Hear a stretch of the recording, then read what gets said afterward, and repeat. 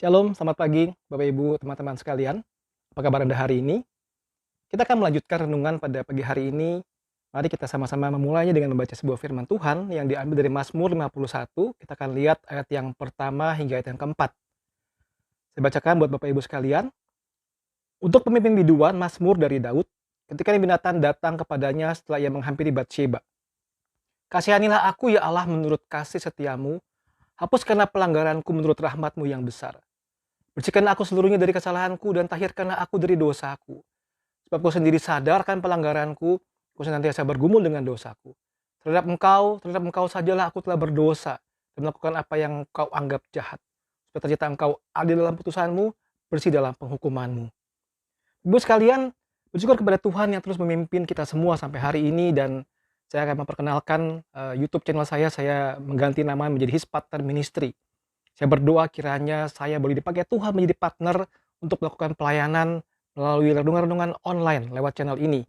Dan bersyukur kalau Bapak Ibu sekalian bisa like channel ini, subscribe, dan kemudian bukan hanya situ tapi terus menyebarkan kepada orang-orang lain di luar sana.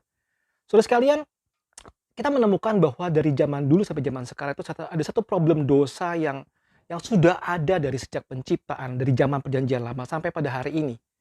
Dan kita menyebutkan, kalau kita mau membuat list ya, begitu banyak sekali dosa-dosa, tetapi salah satu yang selalu ada di setiap zaman adalah dosa perzinahan. Dosa perzinahan. Ada banyak orang yang kita tahu, kita kenal, orang-orang yang berzina. Mungkin orang yang baik-baik, ya. Mungkin tokoh-tokoh agama dalam masyarakat. Mungkin kalau kita melihat ke lingkungan gereja, komunitas Kristen, juga ada orang-orang Kristen yang berdosa berzina. Bahkan para hamba Tuhan, mungkin pelayan-pelayan yang aktif di gereja, atau jangan-jangan kita sendiri jatuh di dalam dosa perzinahan. Saudara, tidak satu orang pun kebal terhadap dosa itu. Semua kita, apapun profesi kita, apapun panggilan kita, posisi kita dalam masyarakat, semua harus waspada. Karena bicara mengenai perzinahan itu sebetulnya berbicara mengenai apa waktu orang kehilangan penguasaan diri dan adanya sebuah kesempatan. Dan di dalam kaitan itu maka kita akan bersama-sama memikirkan setelah orang itu berdosa, apa responnya, lalu bagaimana dia bergumul dengan dosa. Saudara, dalam kaitan itulah kita akan belajar mengenai Raja Daud. Nah, doa Daud ada begitu banyak dicatat di dalam Alkitab, di dalam kitab Mazmur khususnya. Tapi pada sesi ini saya akan mengajak kita melihat Mazmur 51 yang tadi sudah kita baca. Doa pengakuan dosa. Dan saudara sekalian, karena begitu luasnya dan dalamnya Mazmur ini, saya membagi di dalam dua sesi, hari ini dan minggu depan. Saya tidak ingin mereduce makna yang mendalam dan kita kehilangan makna itu. Nah, pada saat ini kita akan melihat apa yang terjadi dengan Daud dan apa konsekuensinya. Dan minggu depan kita akan mempelajari isi doa Daud dan apa komitmen dia. Saudara, berbicara mengenai Daud, siapa sih yang tidak kenal Daud, saudara? Ya, anak-anak kecil pun sudah tahu tokoh itu, Daud melawan Goliat. Ya, bagaimana seorang anak muda yang sangat kecil dengan 5 batu dan kuasa dari Tuhan, dia bisa mengalahkan Goliat yang tinggi besar luar biasa. Dan Daud menjadi raja yang sungguh-sungguh dihormati dan dipakai Tuhan luar biasa. Seorang pahlawan perang yang luar biasa. Saudara, apa yang terjadi dengan Daud? Orang yang sangat baik, Alkitab menyebutkan dia orang yang berkenan di hati Tuhan. Tapi apa yang terjadi di dalam satu periode yang singkat itu? Saya katakan singkat, kalau saudara lihat di dalam 2 Samuel 11, 1-17, ada runtutan cerita yang sebetulnya singkat sekali. Ya, saudara, kita lihat sama-sama. Apa yang terjadi dengan Daud? Ya. Poin pertama adalah Daud itu bernafsu terhadap wanita lain, terhadap istri orang lain. 2 Samuel 11, 1-3. Saudara perhatikan ayat ini, saya akan bacakan. Daud dan Batsheba. Pada pergantian tahun, pada waktu raja-raja biasanya menjumpai perang, Daud menyuruh Yoab maju beserta orang-orangnya dan seluruh orang Israel. Mereka memusnahkan Bani Amon dan mengepung kota Raba, sedang Daud sendiri tinggal di Yerusalem. Sekali peristiwa pada waktu petang, Daud bangun dari tempat pembaringannya lalu berjalan-jalan di atas soto istana. Nampak kepadanya di atas soto itu seorang perempuan sedang mandi. Perempuan itu sangat elok rupanya. Lalu Daud menyuruh orang bertanya tentang perempuan itu dan orang berkata, itu adalah Batsheba binti Eliam, istri Uria orang Het itu. Saudara, Daud bangun tidur siang gitu ya dengan santai di atas soto istana ya. Kemudian dia melihat seorang perempuan yang sedang mandi. Saudara, kita tidak bisa menyalahkan kenapa dia mandi di situ ya, atau kenapa dia buka baju lagi mandi, ya memang begitu kondisinya. Kenapa dia mandi sore hari itu, kita tidak tahu bagaimana yang terjadi. Tapi yang kita bisa coba pikirkan begini, waktu Daud pertama kali bangun dan melihat itu, dia punya pilihan bukan? Dia punya pilihan dan dia ada kesempatan. Dan yang terjadi adalah dia bernafsu melihat wanita itu. Bahkan dicatat di situ, sangat elok rupanya. Saya rasa bukan cuma sekejap ngelihat doang, tapi dia akan mungkin ngeker sungguh-sungguh gitu ya. Melihat ini perempuan luar biasa, elok sekali. Daud bernafsu kepada istri orang lain. Saudara, yang kedua, ayat 4 dan 5. Sudah itu Daud menyuruh orang mengambil dia. Perempuan itu datang kepadanya, lalu Daud tidur dengan dia. Kemudian baru selesai membersihkan diri dari kenajisannya, kemudian pulanglah perempuan itu ke rumahnya. Lalu mengandunglah perempuan itu dan disuruhnya orang memberitahukan pada Daud, demikian aku mengandung. Yang kedua, Daud bukan cuma bernafsu kepada istri orang lain, tapi dia juga memaksa perempuan itu untuk melakukan perzinahan. Daud tidur dengan dia. Dan Daud menghamili perempuan itu, which is istri orang lain. Ya, Daud memaksa perempuan itu untuk terlibat dalam sebuah perzinahan. Saudara, saya rasa Batsheba susah menolak seorang raja. Mungkin dia takut, kita tidak tahu motifnya apa, tetapi yang terjadi adalah dia tidur dengan Raja Daud dan kemudian dia mengandung. Bagian yang ketiga, Daud menyuruh suami perempuan itu membohongi suami perempuan itu untuk bisa tidur dengan istrinya. Saudara, yang ayat 6-13, kalau saudara perhatikan, saya tampilkan ayatnya ya, saya tidak bacakan ini. Ada beberapa usaha Daud supaya apa? Supaya Uria mau tidur dengan istrinya.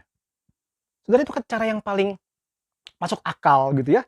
Kalau tiba-tiba istrinya hamil di tenggal perang, siapa suaminya gitu ya. Dan akan ketahuan nanti Daud yang menyuruh. Tetapi Daud memakai cara untuk apa? Coba lu pulang ya, istirahat dulu, tidur dulu dengan istri lu. Sehingga kalau sampai hamil, oh make sense. Kenapa Uria sudah pernah pulang dan tidur dengan istrinya. Wajar.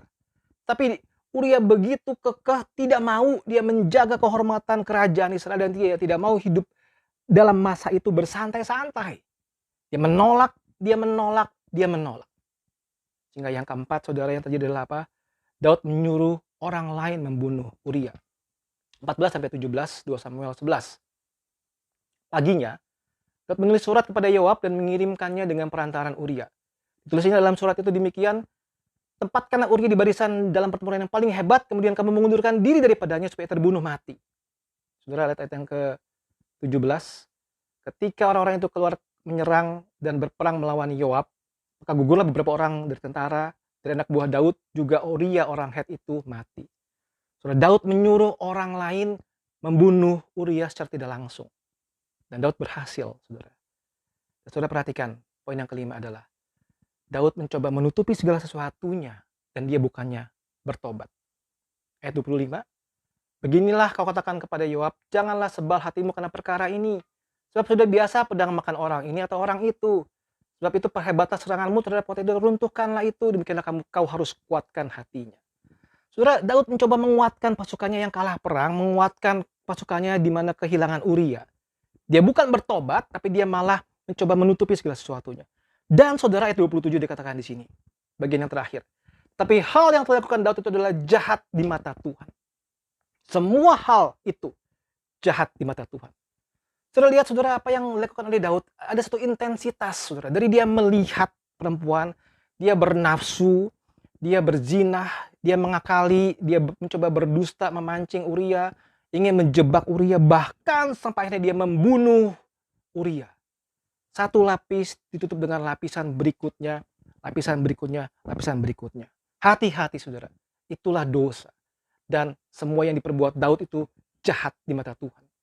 Saudara, poin besar yang kedua begini. Apa konsekuensinya setelah dia berdosa seperti itu?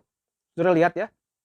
2 Samuel 12 ayat 10 hingga ayat ke-14 itu ada begitu banyak konsekuensi dosa yang dialami oleh Daud. Saya bacakan ayat yang ke-10.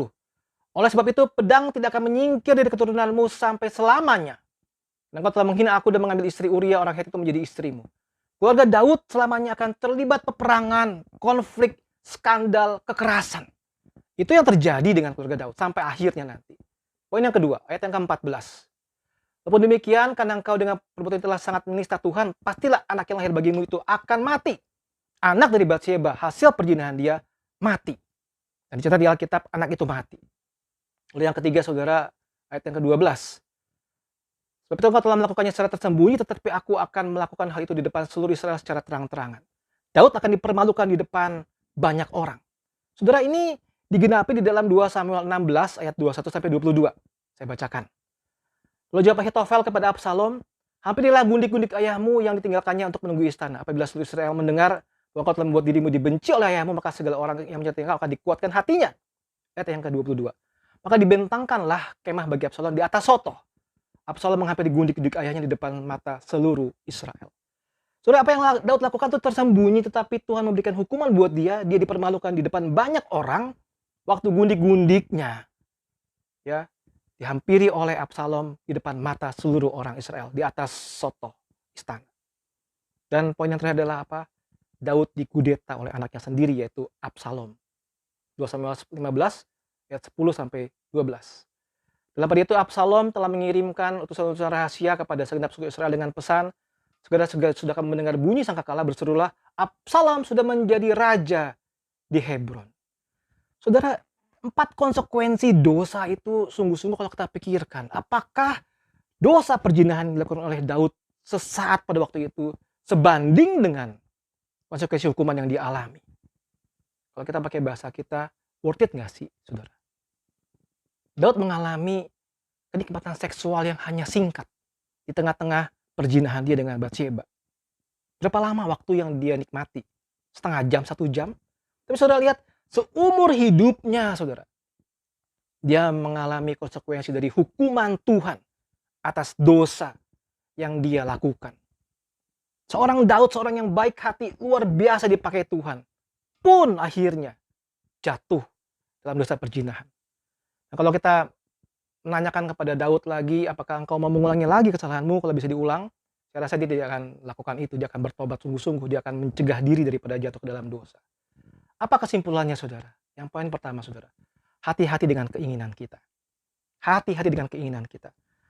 Yakobus 1, 14, 15 dikatakan begini. Tiap-tiap orang dicobai oleh keinginannya sendiri, karena ia diseret dan dipikat olehnya, dan apabila keinginan telah dibuahi, ia melahirkan dosa. Bila dosa sudah matang, ia melahirkan maut. Hati-hati dengan keinginan kita. Saudara, Yesus berkata, waktu engkau melihat seorang perempuan dan menginginkannya, engkau sudah berzina. Hati-hati dengan keinginan kita.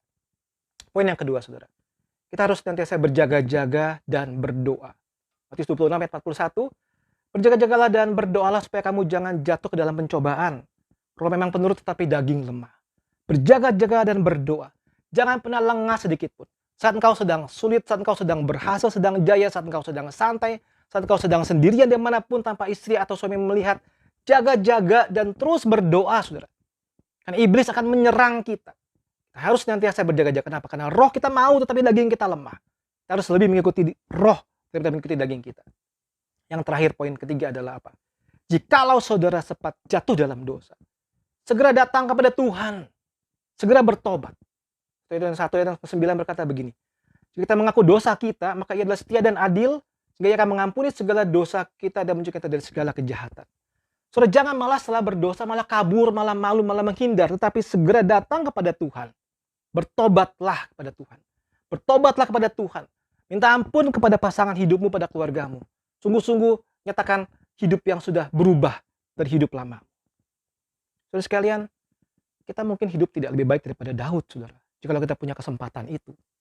Tetapi kita bisa hidup jauh lebih baik daripada Daud jika kita sungguh-sungguh sadar siapa kita, orang yang lemah di hadapan Tuhan. Kita sadar dengan keinginan hati kita. Kita selalu berdoa dan berjaga-jaga. Dan kita segera bertobat jikalau ada satu saja kesalahan. Satu saja kesalahan. Jangan ditutupi dengan yang lain, tetapi segera kembali datang kepada Tuhan.